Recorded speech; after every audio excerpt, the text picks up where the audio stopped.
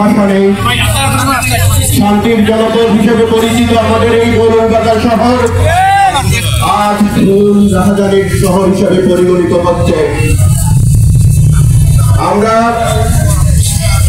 সংক্ষুব্ধ ব্যবসায়ী সমাজ, সবচেয়ে বড় পেশাজীবী সমাজ, যদি আমাদেরকে আমাদের ঘরে ঢুকে হত্যা করে যায় আর আমরা যদি তা মেনে নেই, এই শহর চলবে না।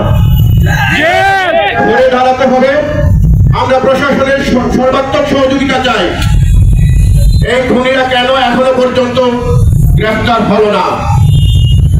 দিনে দুপুরে সন্ধ্যায় আমার ভাইকে দোকানে ঢুকে হত্যা করে গেল।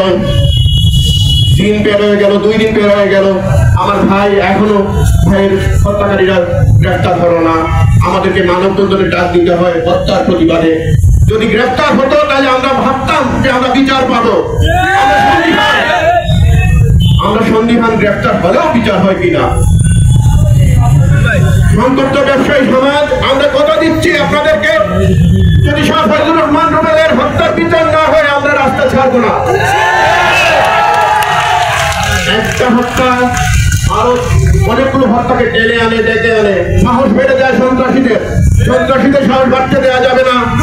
আমি আমার বক্তব্য দীর্ঘায়িত না করে সবাইকে একই ব্যানারে একই পতাকা তোলে থাকার জন্য অনুরোধ করছি এবং আমরা বিশ্বাস করি ব্যবসায়ী সমাজই দল মত নির্বিশেষে আন্দোলন করতে পারবে। ধন্যবাদ সবাইকে। ধন্যবাদ।